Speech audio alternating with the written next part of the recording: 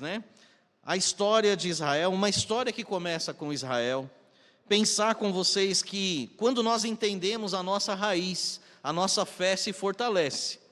Nós já falamos sobre a ordem dos povos e das nações. A nação de Israel é a nação primogênita, escolhida de Deus. Êxodo 4, 22 fala sobre isso. Falamos sobre a soberania de Deus. A salvação vem dos judeus, João 4, 22. Nós falamos sobre o remanescente de Israel. Deus tem um tratado, irmãos, com Israel. Deus tem um tratado com a igreja, com o povo de Deus hoje. Povo de Deus, a igreja não substitui Israel. Israel tem o seu caminho. Nós falamos que havia um muro de separação que Cristo derrubou. Falamos da lei, da bênção e da maldição, baseado lá em Gênesis capítulo 12, na vida de Abraão. Falamos de uma postura digna de ser imitada, né? Uma postura digna de ser abençoada, que foi a postura de Ruth.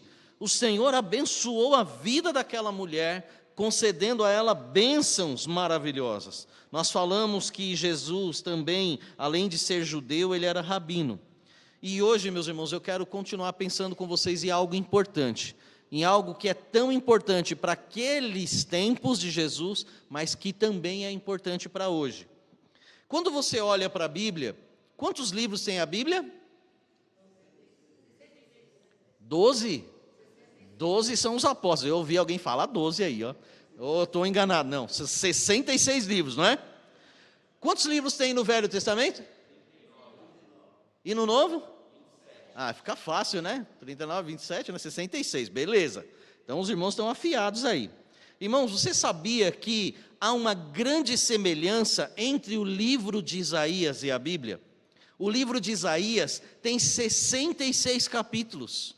Os 39 primeiros capítulos do livro de Isaías se referem ao julgamento do povo de Deus.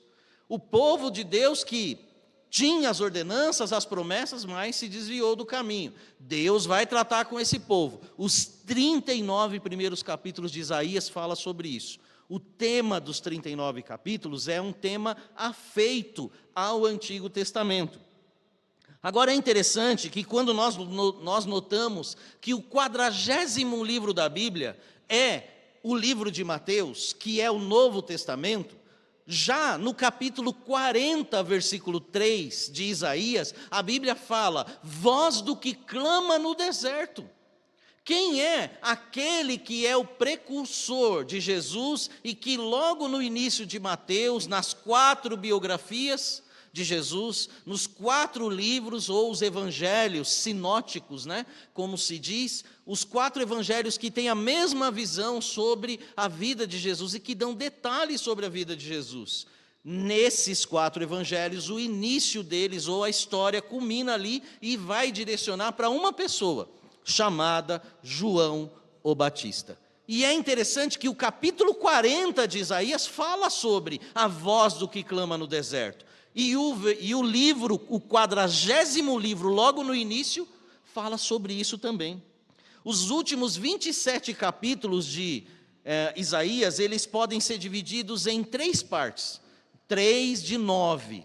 Então, ou seja, nessa segunda divisão de Isaías, dos 27 últimos capítulos, o primeiro bloco de 9 capítulos vai falar da libertação do povo de Deus de outros povos.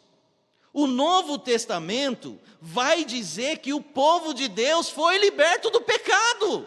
Nós temos um novo Senhor sobre a nossa vida. Nós não pertencemos ao mundo e o inferno não é o nosso destino. O nosso Senhor é o nosso Salvador Jesus e o nosso destino, as mansões celestiais.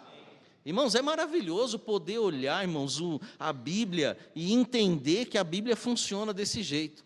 Maravilhoso poder ver o mover de Deus. O terceiro bloco, eu falei do primeiro bloco, que são os 9 capítulos aí, dentro desses 27 últimos capítulos de Isaías.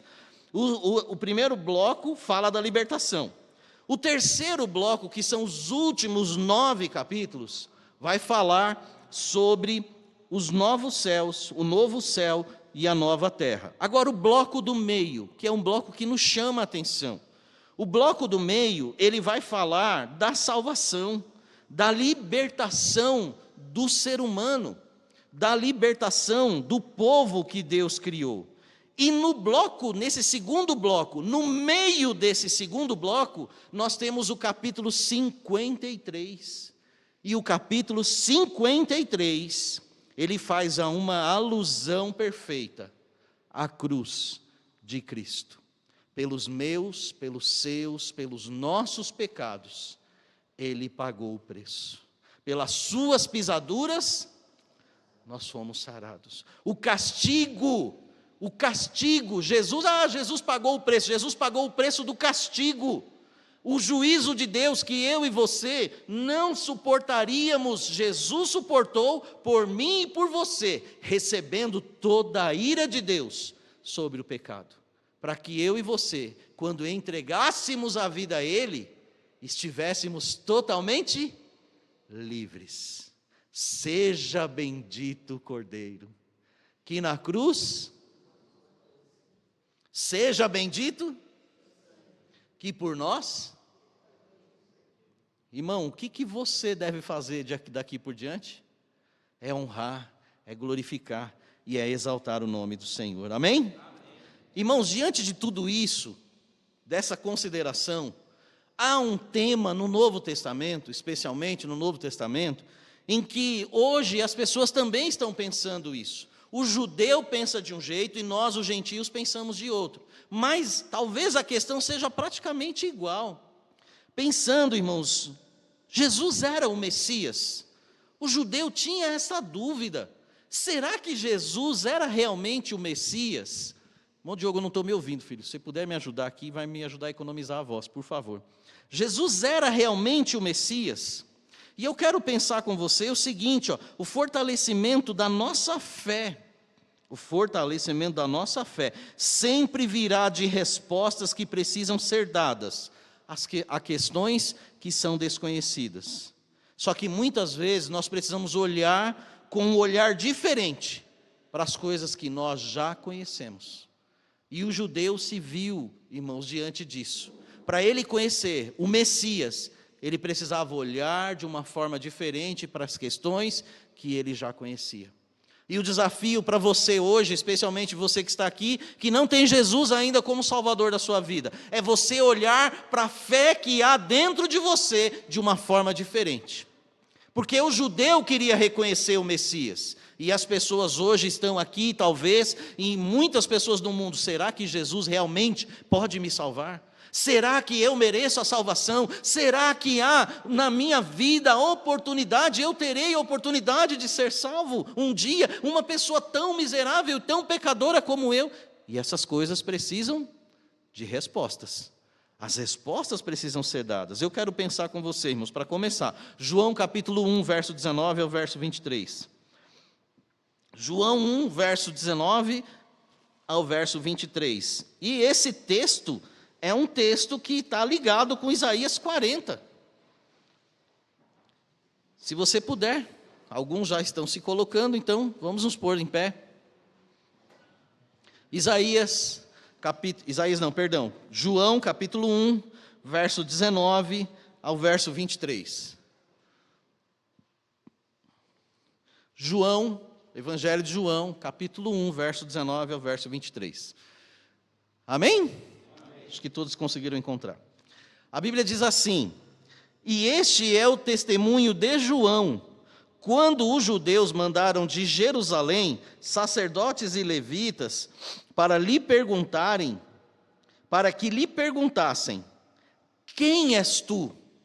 Irmãos, olha só, peraí, mas está acontecendo algo diferente lá em Jerusalém, está acontecendo algo diferente lá onde João está, né, na Galileia. No Rio Jordão, ele está batizando, está pregando, arrependei-vos e crede, e sejais batizados, e ele está pregando o evangelho do arrependimento. O que está acontecendo? Então, o pessoal pega de Jerusalém, do sul, e manda para o norte, ou manda um deslocamento de pessoas para saber, peraí, quem é você? O que você está fazendo aqui? Olha o que João responde. E confessou, e não negou, confessou, eu não sou o Cristo. Irmãos, eles não perguntaram se ele era o Cristo, o ungido de Deus, mas João sabia que a dúvida era essa. Você é o Cristo, o Messias que nós estamos esperando? E João fala: eu não sou o Cristo. Perguntaram-lhe, então que? Tem pessoas que a Bíblia diz que viriam, aí a Bíblia vai dizer: és tu Elias? A Bíblia diz que viria alguém no espírito de Elias. João, ele é identificado com isso, o próprio Jesus disse isso, e ele disse: não sou. És tu profeta? E respondeu: não. Quando ele fala de profeta, Moisés disse em Deuteronômio que suscitaria um profeta no futuro. És tu o profeta? Mais embaixo você vai ver isso, o profeta. Tem uma identificação com esse profeta. Disseram-lhe, pois, quem és? Para que demos resposta àqueles que nos enviaram. Que dizes de ti mesmo? Disse: eu sou, Isaías 40, verso 3, está aqui. Eu sou a vós, todos juntos, eu sou.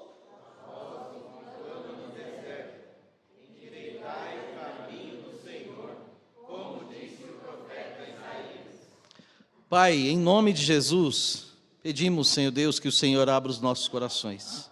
Pedimos, Pai, que em nome de Jesus o Senhor fale poderosamente e que a salvação do Senhor seja vista. Haja júbilo aqui e júbilo no céu, por mais uma pessoa que possa se arrepender diante de Ti. Edifica a Tua igreja e dá graça a nós e aos irmãos e irmãs que estão assistindo e que nos assistirão no futuro. Pedimos Sua bênção, graça e misericórdia, pedimos em nome de Jesus. Amém. Todos podem sentar?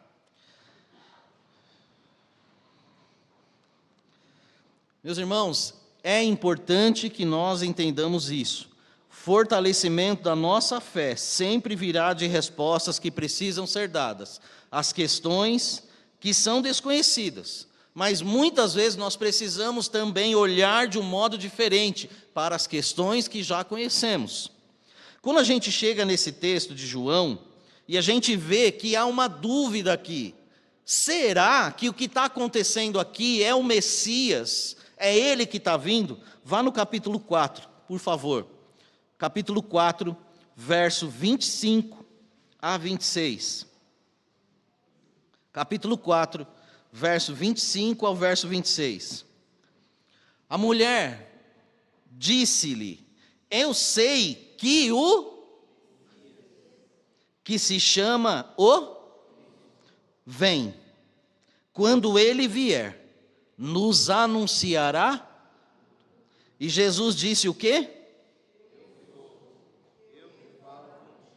Irmãos, olha que interessante. Estava falando hoje na classe de discipulado que Jesus entrou em Samaria sem precisar entrar, sem pôr o pé lá. Ele entrou por uma mulher. Ele entrou lá. Ele, como Salvador, entrou lá. Agora, olha que interessante. Uma comitiva vai até João. Só que João fala: eu não sou o Cristo. Jesus aqui, irmãos, ele está se revelando como o Messias em particular. Não tem uma multidão em volta e ele dizendo: olha, eu sou o Messias. Ele se revela particularmente a uma mulher. João 9, verso 37. Olha lá, João 9, verso 37.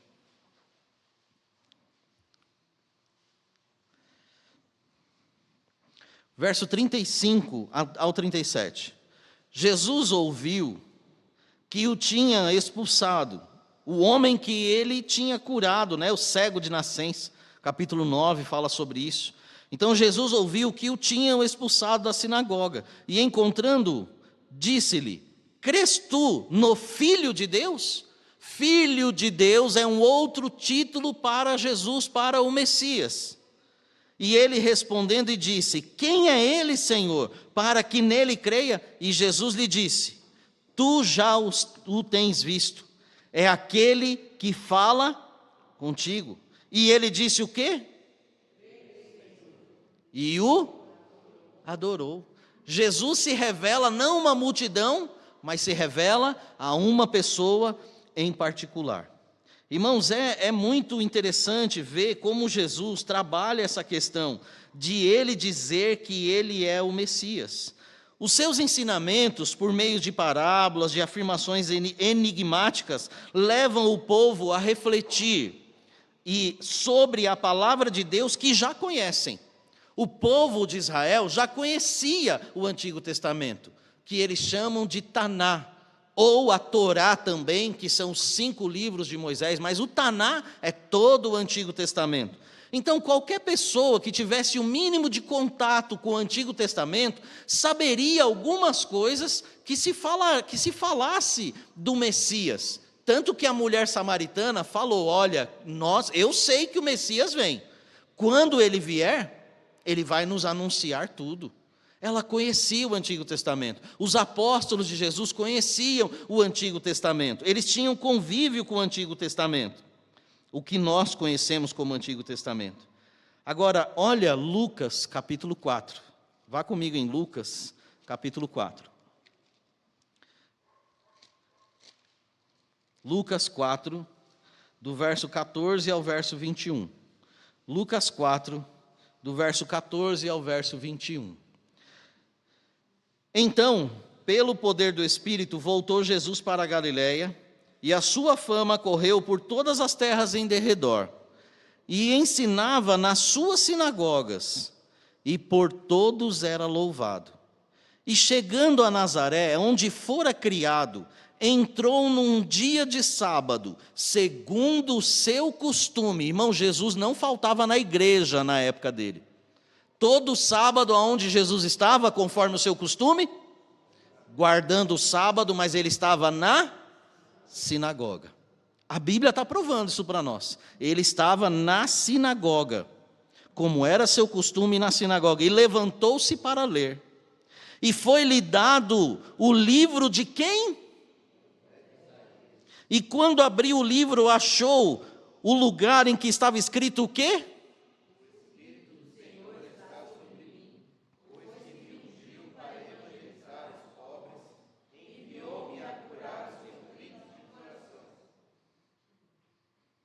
XIX?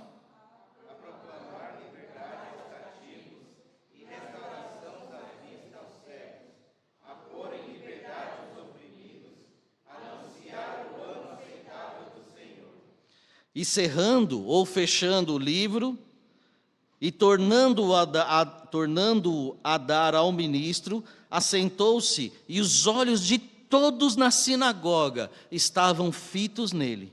Então começou a dizer-lhes, hoje.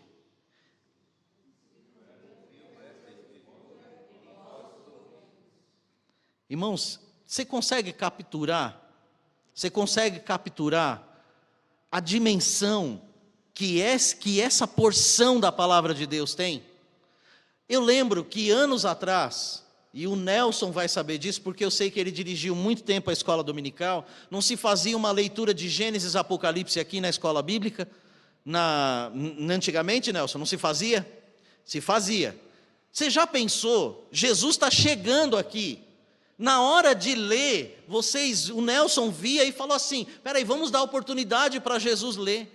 E quando chega aquele dia, hora, lugar marcado, Jesus diante de todos, o livro é aberto, é entregue para ele. A leitura segue, e justamente Isaías 61, Jesus abre e ele lê.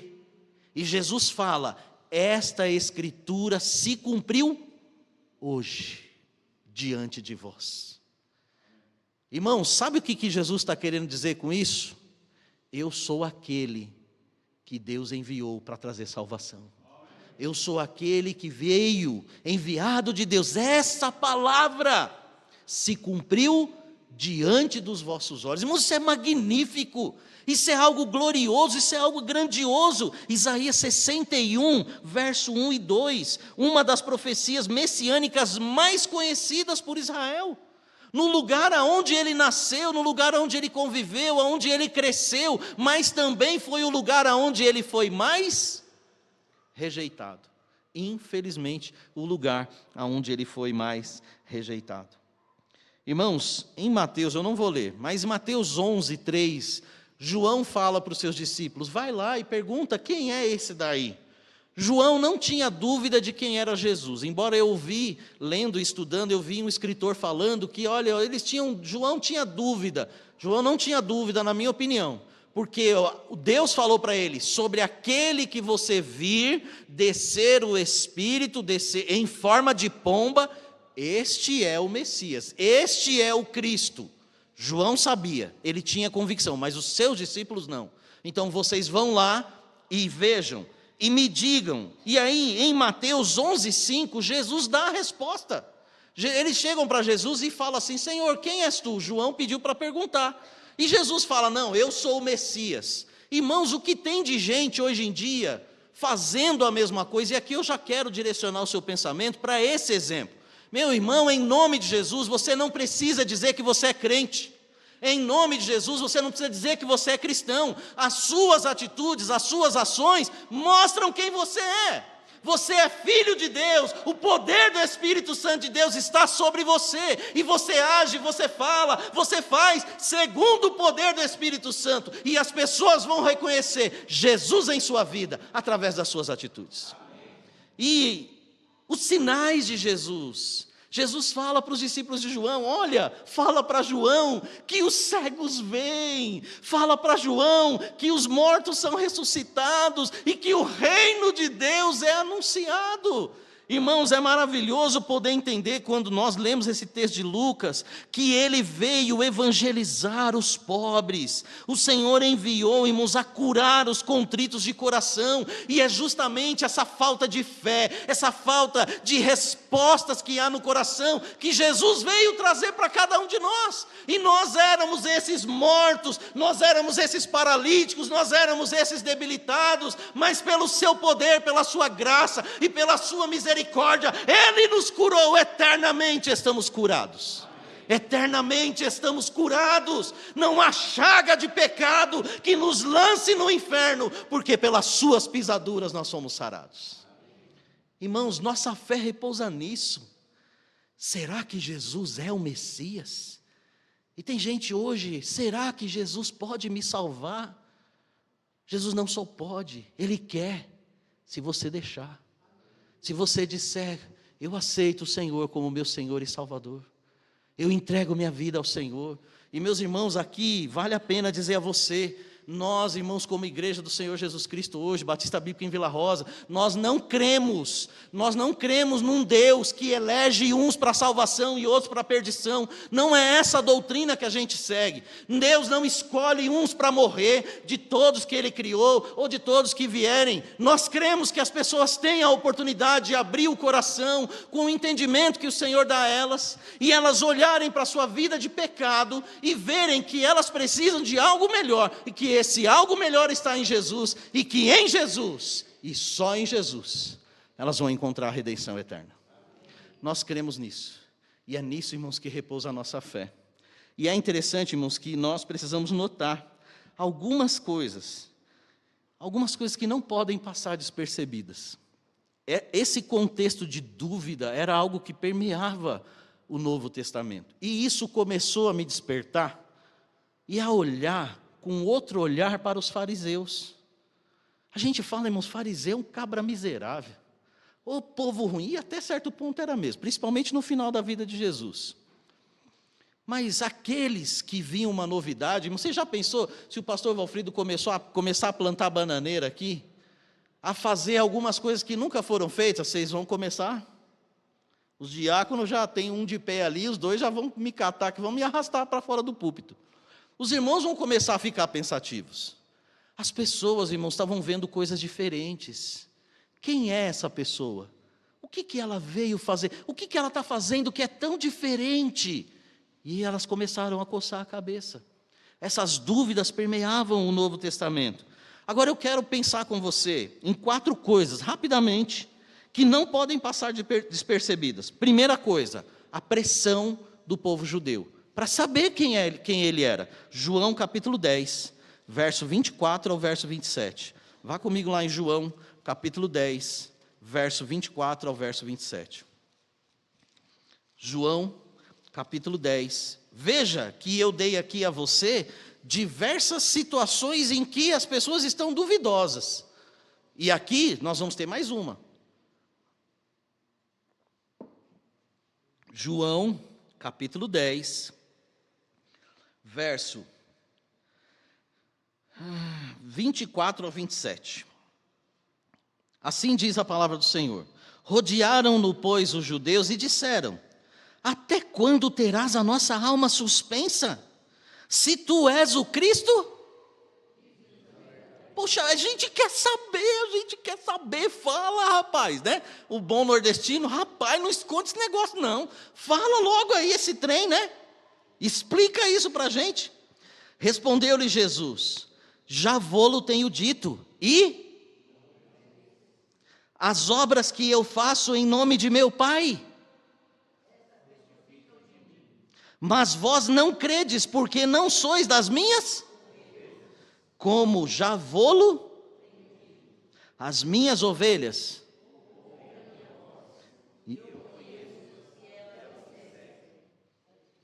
Você sabe que o capítulo 10 é o capítulo que fala do pastor, do curral, né? Do aprisco, das ovelhas. Você sabe disso. E dentro desse contexto está essa situação de dúvida. E Jesus está dizendo: vocês não são das minhas ovelhas. Irmãos, isso não pode passar despercebido por nós. Maravilha, Jesus está dizendo: olha, eu já fiz sinais entre vocês, mas vocês não creram. Eu já disse. Então, dizer não significa que as pessoas vão crer. Se Jesus estivesse aqui agora, encarnado, e dissesse para muitas pessoas que talvez não o conheçam como Senhor e Salvador, elas não aceitariam a Ele como Senhor e Salvador. Elas não creriam, mesmo vendo os milagres. Milagres, irmãos, não é meio de que as pessoas aceitem a Cristo. É preciso haver um reconhecimento interno de que pelo seu esforço, pelas suas atitudes, pelas suas ações, você não alcança o céu. Você só alcançará o céu pela pessoa de Jesus Cristo, pelo mérito dele. E é nele que nós cremos e é nele que nós confiamos. Assim repousa a nossa fé. Sinais, maravilhas. Eu fiz maravilhas entre vós. Maravilhas é algo que evoca a presença de Deus. E essas maravilhas, esses sinais, são a chancela, a autenticação divina, e eram a credencial de Messias de Jesus. Pois esses sinais, eles cumpriam as profecias a seu respeito. Então preste atenção, que nós estamos falando do Antigo Testamento, no Novo Testamento, e está sendo tudo provado aqui para você. Tem uma grande ligação. Interessante, irmãos, que não seria uma declaração de sua boca que fariam as pessoas crer, mas sim o crédito na palavra que ele já havia anunciado, que já havia sido anunciada pelos profetas. Quer crer em Jesus? Então tem que crer através do que já foi dito, porque tudo quanto outrora foi escrito.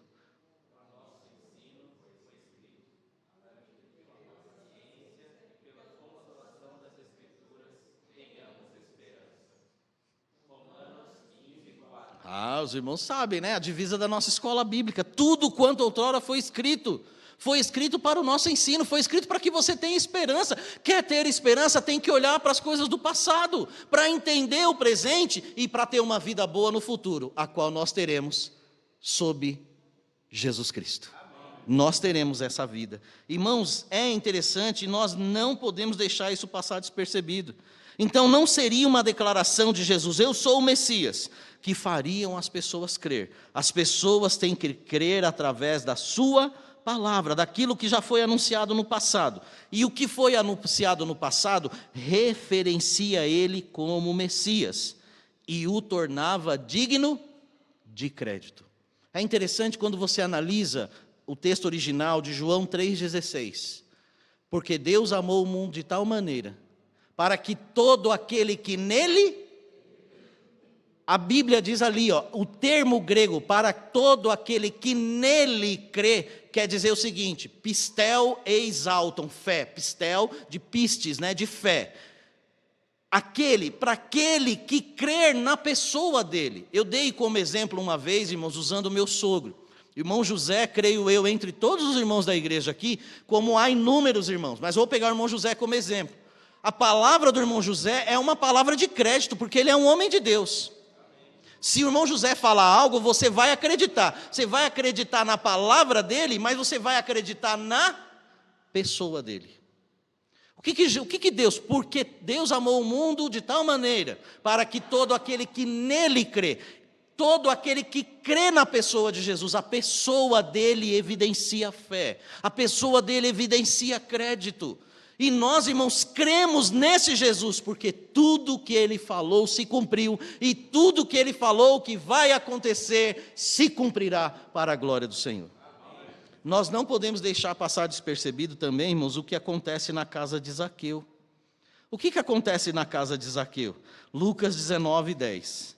Eu sei que é um texto conhecido, mas vamos ler lá, Lucas 19, 10.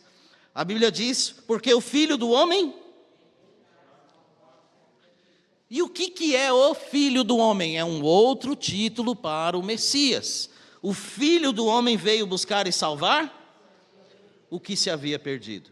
Irmãos, aqui Jesus faz referência a Ezequiel 34. Não dá tempo de ler, irmãos, por conta do tempo. Ezequiel 34, 11, 12, 15. O título Filho do Homem vem de Daniel 7, 13. Então, para nós, irmãos gentios, o Filho do Homem, quem é o Filho do Homem? Para os judeus que estavam lá, eles sabiam o que era o Filho do Homem, e que o Filho do Homem está ligado a Ezequiel, e que o Filho do Homem está ligado a Daniel. Então, Jesus vai dizer, o Filho do Homem, quem é o Filho do Homem? O Filho do Homem sou eu. O Filho do Homem, eu estou arrogando um título a mim, e eu estou dizendo que eu sou essa pessoa. Uma outra coisa que não pode também passar despercebido, que também tem a ver com Ezequiel 34. Eu vou tentar resumir por conta do tempo, mas eu quero que você volte comigo em João 10. Em João 10, no capítulo 1, no versículo 1 até o versículo 18, é a parábola do bom pastor. E aí no versículo 14, Jesus vai dizer o quê? Em João 10, 14.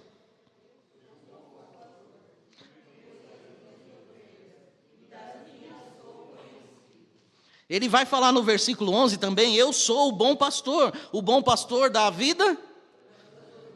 Irmãos, o judeu que ouve isso aqui, o judeu vai entender o que ele está querendo dizer com o bom pastor. O versículo 11 especialmente, eu sou o bom pastor, ele está fazendo uma referência a Isaías 40, ele está fazendo uma referência a Ezequiel 34. E o bom pastor é um outro título ligado ao Messias. Por quê? Em Ezequiel 34, 23 a 24, Ezequiel 37, 24, a Bíblia vai dizer, irmãos, que Deus daria, em algum momento, Deus daria um bom pastor. Irmãos, eu sou o pastor, mas só Jesus é o bom pastor. Eu sou o pastor, digamos, o co-pastor da igreja de Vila Rosa, porque só há um pastor, e esse pastor é o nosso supremo pastor, Jesus Cristo. Amém. Irmãos, o bom pastor, essa qualificação de bom, ela está fazendo uma contraparte com os pastores, a liderança religiosa que existia naquela época. Quem era a liderança religiosa naquela época? O sacerdote era Anás, Caifás, aqueles homens que foram colocados por Herodes, aqueles homens que não pertenciam à linhagem de Arão, ou que se pertenciam, se deixaram vender. Quem era o sacerdote que estava lá, que pegou Jesus, que era pai de João, que provavelmente era o sacerdote, e a Bíblia vai dizer que ele era da linhagem de Arão, e que ele tinha uma mulher que já era avançada em idade, e que eles tiveram um filho que foi João o Batista. O homem só desenrolou a língua depois que João nasceu, na hora de dar o nome. Ele era sacerdote. Mas quem ocupava o cargo? Alguém que, talvez por dinheiro, os pastores, a liderança religiosa estava instituída. E essa liderança religiosa era corrupta. Só que Jesus, ele vem dizer para o povo, eu não vim atrás de dinheiro, eu vim atrás das vidas de vocês. Eu vim trazer solução para a alma de vocês, para aquilo que vocês precisam. O que esses pastores queriam? Arrancar a carne, arrancar o sangue, arrancar a lã, arrancar tudo o que eles poderiam. E o que Jesus veio fazer? Ele veio buscar e salvar a ovelha que estava perdida. E quando Jesus aqui, irmãos, no texto fala para nós, no verso 16, ainda tenho outras ovelhas que não são deste aprisco. Aqui há uma referência também, irmãos, a Isaías 56:8, há uma referência a Ezequiel. Essas ovelhas, nós podemos interpretar que somos nós os gentios. Só que Jesus não está falando isso para gentios, Jesus está falando isso para judeus. Essas ovelhas que não são deste aprisco, são as 12 tribos de Israel que estão dispersas, na realidade 10, porque ele está em Jerusalém.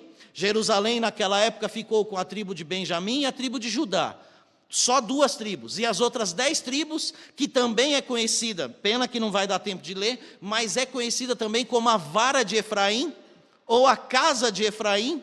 Essas 10 tribos, elas estão dispersas, e Jesus vem cumprir uma profecia que diz: eu vou unir as 12 tribos de Israel, e essas 12 tribos de Israel terão um único rei, essas 12 tribos de Israel terão um único Senhor, essas 12 tribos de Israel terão um único pastor, e esse pastor, esse rei, ele é descendente de Davi, e ele se identifica com isso. Irmãos, e sabe o que é bonito? É bonito, irmãos, quando nós olhamos aqui para a entrada triunfal de Jesus, e a entrada triunfal de Jesus é a última coisa, e não pode passar despercebido isso também. Se as pessoas tinham dúvidas de quem era o Messias, por que elas vão lá e Jesus pede para pegar um jumento?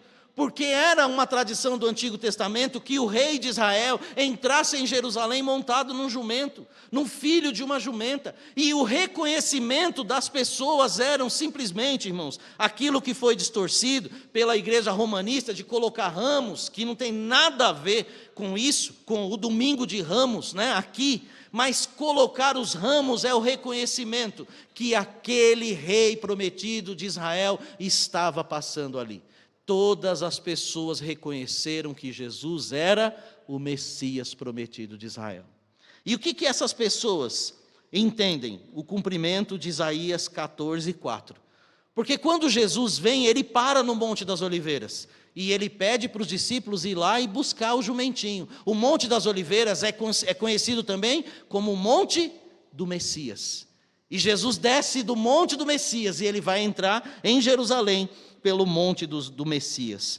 E aqui, irmãos, as pessoas reverberam um texto bíblico maravilhoso, e um texto bíblico maravilhoso que eu e você usamos para falar que o dia é maravilhoso. Esse é o dia que fez o Senhor, alegremo-nos e regozijemo-nos nele, que é o Salmo 118:24.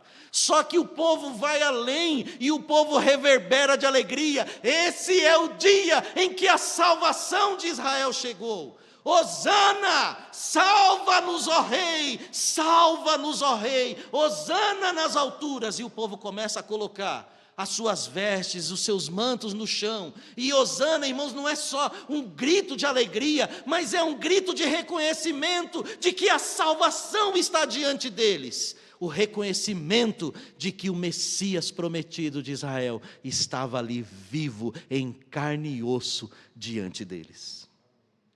Irmãos, Jesus nunca perdeu a oportunidade de dizer que ele era o Messias. Nunca perdeu. Ligado a isso, você tem a expulsão.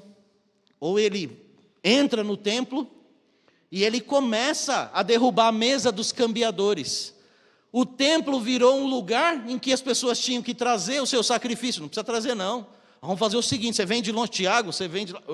Irmão Valmir, você vem lá do Alvarenga, não precisa trazer o seu boi de lá não, tá? Sua ovelhinha não, nós temos uma ovelhinha boa aqui para vender para você.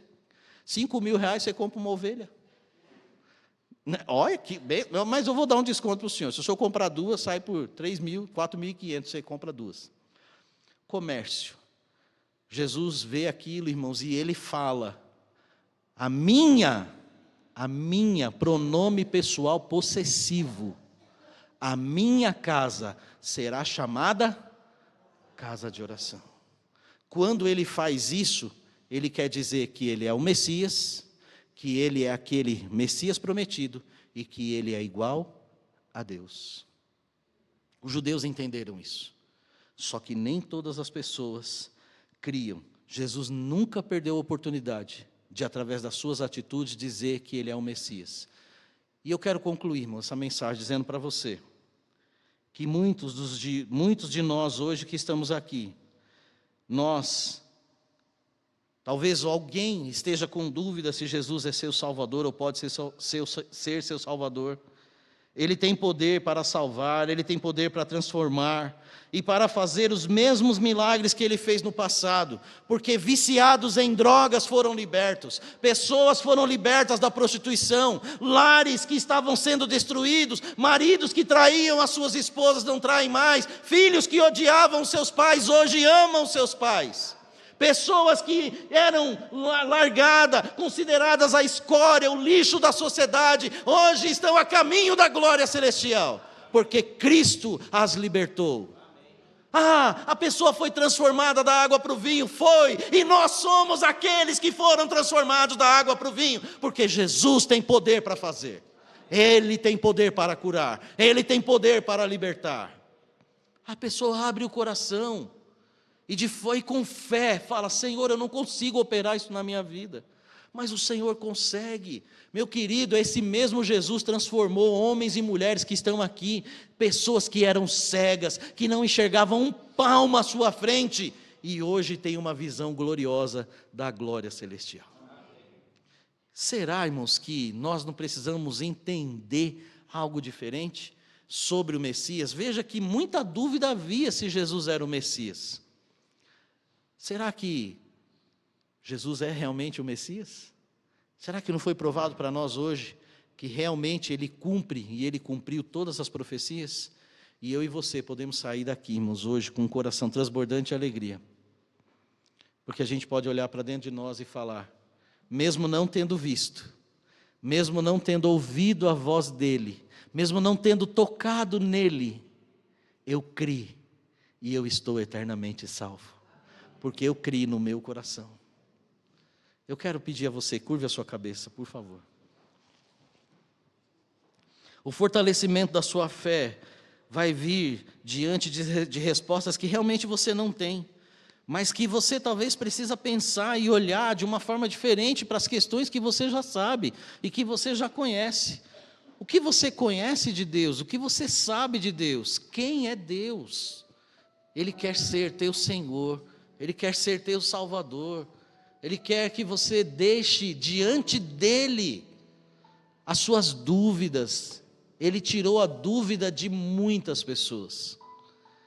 As pessoas que estão aqui hoje têm certeza. Se há algo que nós temos, irmãos, é uma certeza. Eu não sei se a taxa de juros do país vai cair, se vai dar para comprar picanha ou não, se vai dar para fazer isso ou não, nem nos importa. Mas uma coisa nós temos certeza: se fecharmos os olhos aqui, abriremos na glória celestial. Meu querido, você pode ter essa certeza também. Deus trouxe você aqui hoje para que você tenha essa oportunidade de expressar isso, dizendo ao Senhor: Senhor, eu recebo, Senhor, eu quero o Senhor na minha vida como meu Senhor e meu Salvador. Embora não tenha vivido contigo, não tenha visto o Senhor pessoalmente, assim como esses irmãos e irmãs que estão aqui, que também não viram, mas creram. E Jesus está dizendo: eu fiz muitos milagres, mas vocês não creram. Mas Ele quer fazer o grande milagre na sua vida, e o grande milagre é te dar a vida eterna. Eu sei que Deus está tocando o coração, irmãos. Eu sei que Deus está tocando corações nessa noite. E você pode dar um passo de fé, assim como muitos deram. Pastor, eu quero receber Jesus como meu Senhor e meu Salvador. Aonde você está? Levante a sua mão, eu quero ver sua mão levantada, em nome de Jesus. Deus está tocando ao seu coração. Não resista, entregue-se, em nome de Jesus. Entregue-se, renda-se, deixe suas dúvidas diante do Senhor, e saiba que você vai ter todas as respostas. Pastor, eu quero receber Jesus. Há alguém? Eu não vou insistir, é a última oportunidade desta noite, dar a você.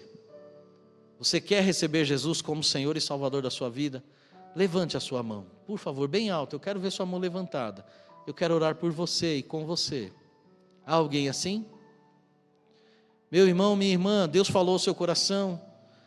Você pode ter e acreditar, ter mais fé e acreditar mais no Senhor.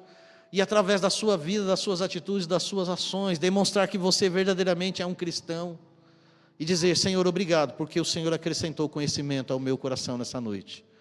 Se você sente-se tocado por Deus e quer fazer parte dessa oração, eu quero pedir a você que fique de pé.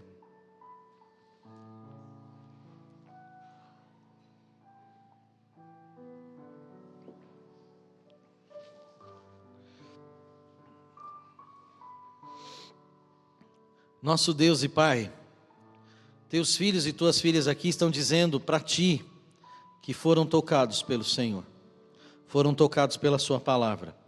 Pai, eu peço em nome de Jesus que o Senhor os abençoe grandiosamente pelo poder do teu Santo Espírito, e grandiosamente o Senhor carregue a vida deles com bênçãos, para que a fé, a firme certeza e o espírito de fortaleza estejam em suas vidas, em seus corações. Pai, que o Senhor possa, ó Deus, acrescentar conhecimento e ao mesmo tempo fervor no coração de cada um, Pai. Obrigado, ó Deus, pela tua palavra. Obrigado, ó Deus, porque muitas dessas pessoas as quais nós lemos, que tinham dúvidas de que o teu filho era o Messias, o Salvador enviado a Israel, elas não tiveram dúvidas, Pai, e nós as conheceremos no céu, e viveremos a eternidade junto com elas e contigo, e nós louvamos ao Senhor por isso. Pai, abençoa meus irmãos e minhas irmãs, cuida deles, dê, ó Deus, sua bênção de graça e de misericórdia ao teu povo aqui, ao teu povo em casa. Dê uma semana de grandes bênçãos dos céus. Dê uma semana, Senhor Deus, de oportunidades, de resolução de problemas, de cura espiritual, de cura física, de cura material. Pai, eu quero ainda louvar o santo nome do Senhor, porque há 6 anos atrás, nessa data, estávamos nós aqui reunidos em alegria, estava recebendo, ó Deus, a imposição das mãos dos pastores, o reconhecimento dos pastores, o reconhecimento da igreja, do ministério ao qual o Senhor nos deu. Pai, eu peço em nome de Jesus, me ajude, Senhor, me dê força, fortalece meus braços, fortalece minhas pernas, minha mente, minhas mãos e meu coração. Dá-me sabedoria, Senhor Deus, sabedoria para guiar o teu povo de conformidade à tua vontade. Sabedoria, ó Deus, para absorver a tua vontade. Sabedoria, ó Deus, para colocar com amor e alegria a vontade do Senhor ao coração de meus irmãos e minhas irmãs. Apacenta-os, ó Deus, apacenta o coração e a mente de cada um deles, através da minha vida, Pai. Me use como instrumento do Senhor. Eu peço, ó Deus, a tua graça, teu amor e a tua misericórdia. E eu peço isso em nome de Jesus. Amém. Os irmãos podem sentar. Que Deus abençoe a todos. Uma excelente semana para cada um de vocês. Curve a sua cabeça e juntos recitemos a divisa da igreja. Ora, sem fé é impossível agradar a Deus. Se Deus é por nós, quem será contra nós?